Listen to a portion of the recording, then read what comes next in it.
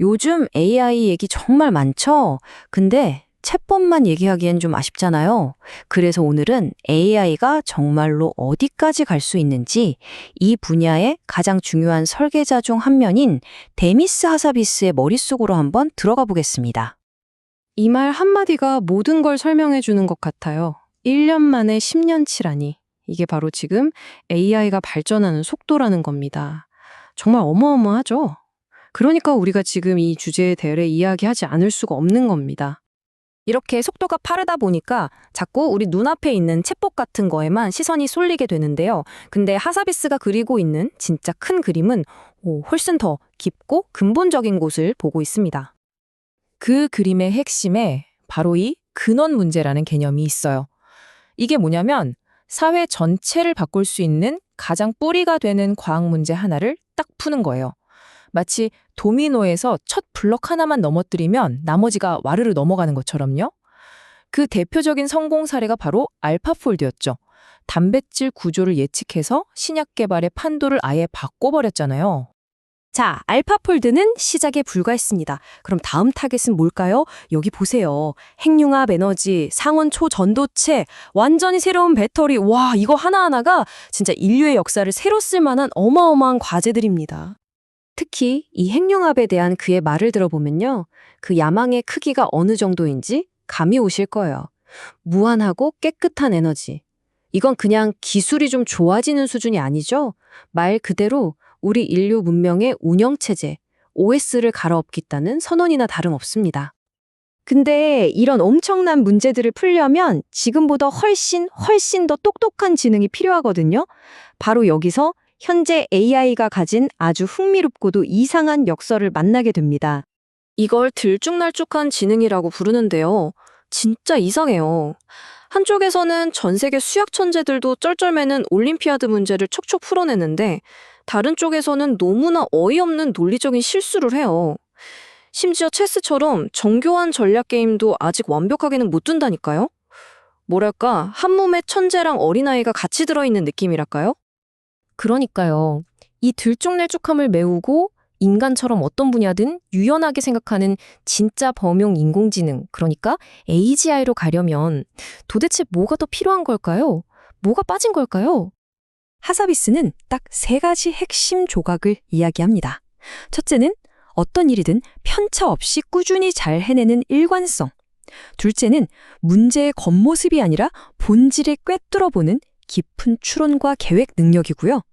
그리고 마지막으로 이게 정말 중요한데 그냥 책만 보고 배우는 게 아니라 현실 세계처럼 계속 부딪히고 경험하면서 배우는 온라인 학습 능력입니다.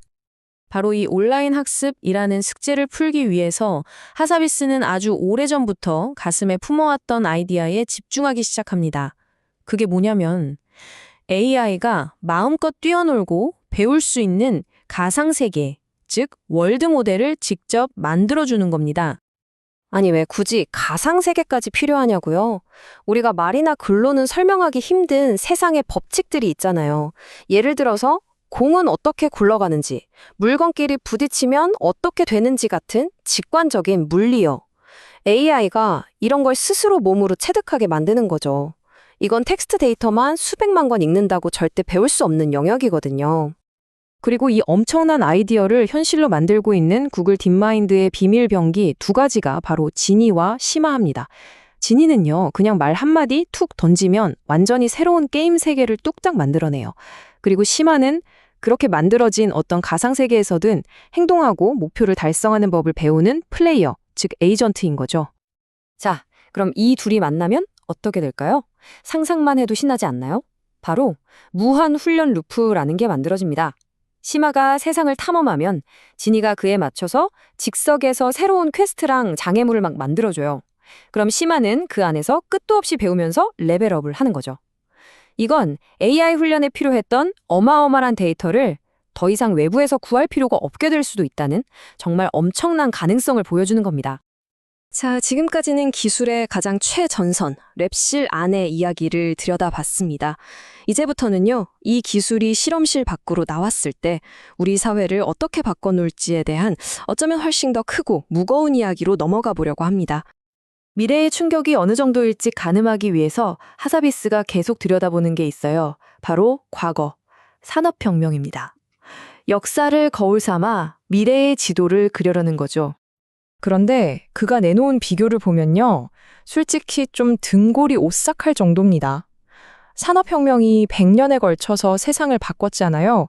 근데 AI 혁명은 그보다 10배 더 큰 충격을 10배 더 빠른 속도로, 그러니까 단 10년 안에 가져올 거라는 거예요.